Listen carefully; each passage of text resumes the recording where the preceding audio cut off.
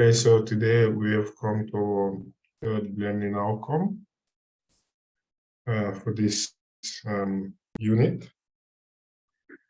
And in today's session, just load.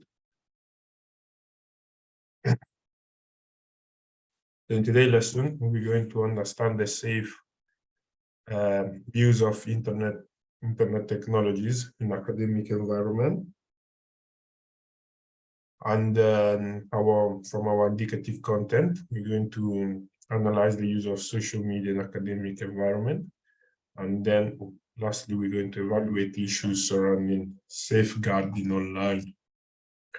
So what do we mean by analyzing the use of social media in education content? This we're just simply going to use to look at what are the benefits for our students, when they now decide to use Facebook, Instagram, Twitter, and any other platform which is available. So there are some good benefits for them, where when it comes to educational purpose, they can do more research. So nowadays there is TikTok, where these people simply post short videos which are less than 1 minute, and in this 1 minute they will now give a message, very concise and straight to the point. And these short videos, they're able to catch the attention of users, so they'll now create a really high engagement span, and this is a really positive sign when it comes to education, where now people do not need to go through long paragraphs of books or articles. They can simply look at these short videos where they will now educate themselves and learn a lot of stuff. So social media are also beneficial when it comes to networking, because it creates a lot of network between different regions. So it's now possible to reach out to influencers who could be in a different continent, and get really insightful content from them.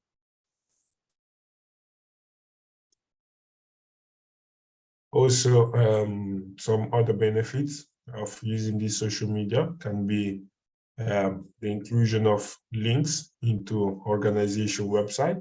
So most of these social media accounts are used for businesses purpose, where nowadays we know that social media can now link and allow people to have an extra stream of revenue from them through different type of social media strategies. Also, it allows to share school events and photos. So many universities, colleges, and some high school have their own social media account, where they're now sharing and updating the students with the latest events, maybe like graduation ceremonies or upcoming fun activities for the students. So social media is another good way of sharing information within the organization and students. Also, it allows to create interest-based Facebook groups. So nowadays we know there is the opportunity to join communities where people can now share their own opinions and thoughts regarding their own ideology. Maybe this could be related to political issues or religion, beliefs, and other type of things that can bring people together and allow them to connect. Also, with social media, another benefits is that we can create a social media crisis strategy. So, as we mentioned, a lot of businesses are now using social media as a platform for them to promote the business and promote the activities. And this is a really important step which has been taken into this new decade. And lastly, we can now managing accounts on the one software. So there are tons of free softwares or even paid ones, which allows us to link all our accounts into one single software or platform. When it comes to disadvantages of social media, I would say I'm not really a big fan of social media myself, because I do believe that social media obviously has its own positive impact, but I feel like the way social media is being used has been giving a massive drawback to community and how we relate to each other. One of the reasons why I think there are loads of disadvantages in social media is the level of engagement. So, for instance, this TikTok, Instagram, and all these apps, the goals of this company is to keep the level of engagement as much high as possible, which it is a massive, you will have a massive impact to the individual who's spending all this time on this social media, where, for instance, kids nowadays are they have a completely different mindset compared to how other generations grew up, where we can see that we spend less time together, because internet now has become a place where put everyone together with new trends and all these influencers who are showing lifestyle and other type of issues. So I think there is a massive drawback with this. And when it comes to educational purpose, it will now affect younger generation who have not built their own self, who are still discovering who they are, and they could easily fall into they could easily access wrong materials or fall into cyberbullying, where kids, let's say for instance, we have kids who are insecure about themselves, they will now face these issues where other people will now make fun of them, or even put them in position where they will now feel insecure about themselves, and they will now see, they'll now start looking at society in a different way. So cyberbullying is a really massive disadvantage when it comes to networking and using social media, because we never know who's on the other side of internet. Also, there is loads of fake news on the internet. So we know that the main goal of social media is to keep your attention, as much as possible, keep your attention span as high as possible, try to keep you engaged, and people in the internet, regardless of your passions or what you believe, they will create fake news in order for them to make you stick to the information. So when it comes to social media, we need to be really aware of fake news and all this information that being posted out there without any type of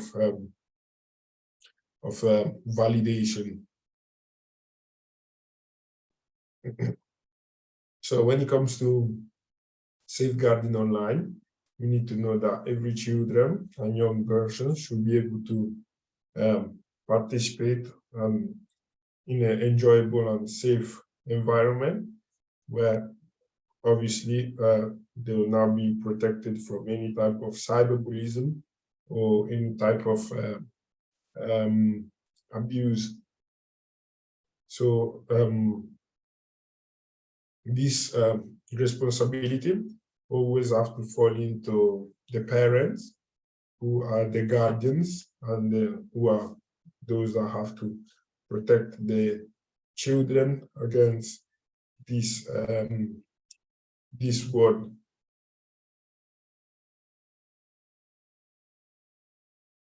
So we have a definition here. The breadth of issues classified within online safety is considerable, but can be categorized into 4 areas of risks. So there are content, being exposed to illegal, inappropriate, and harmful content. For example, pornography, fake news, racism, misogyny, self-harm, suicide, anti-Semitism, radicalization, and extremism. So, as we mentioned before, regarding the disadvantages, here is a list of what a parent should take accountability for when it comes to allowing their children to access the internet, and especially without any sort of restriction. So these are the type of consequences that these are the type of content which our children could accidentally fall for. So we need to be aware of this, and we have to ensure that none of them would fall into this. So when it comes to safeguarding, we now need to go into place some sort of restrictions in order for us to keep our children safe from internet. So there are type of good practice for this. Say, for instance, we can now limit the time where our children can access the internet. Say, for instance, the children are schooling, they shouldn't be accessing phone or the internet after certain time. Maybe after dinner time, they shouldn't be allowed, or they should spend more time with the family. Also, there should be some restriction to access some certain type of site.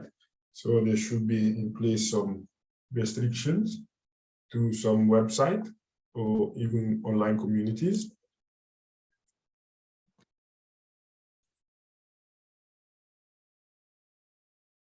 And also we need to increase resilience.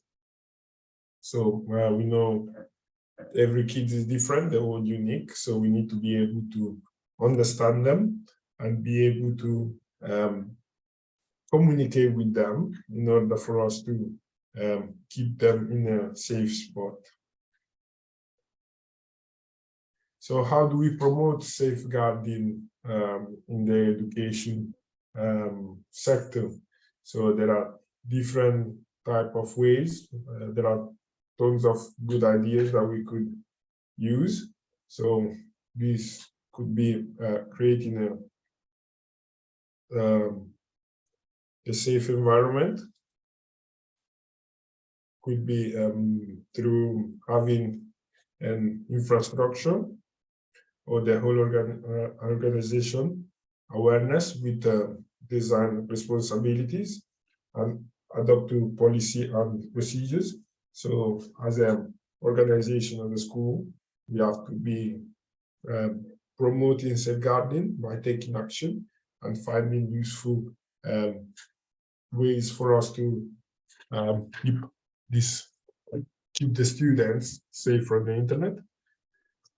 So also having an effective range of technological tools. So it is important to use technology and software that we have in order for us to ensure that we're keeping them safe from bad contents.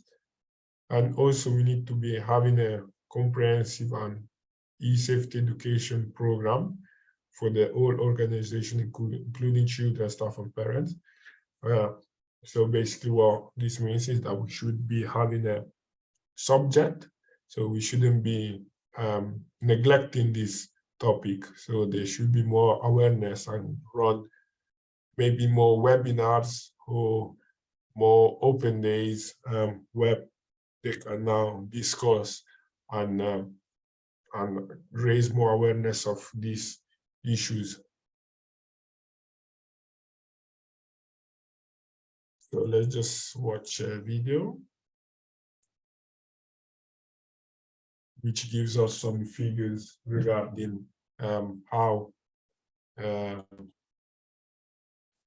social media is being used.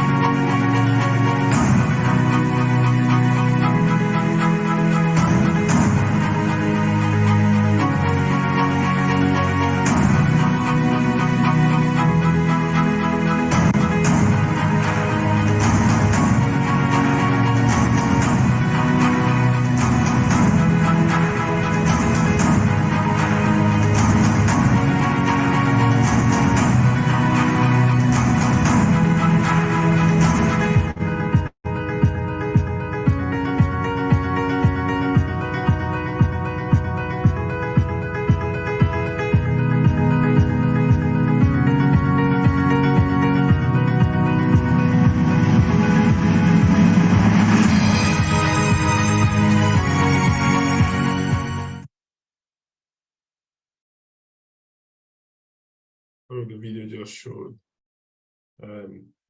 some figures regarding how social media has been used, and we need more awareness. And when it comes to education, it is really important to educate children and young adults regarding how it should be used and how much time should be spent per day on social media. So this was everything for today. No, stop this recording.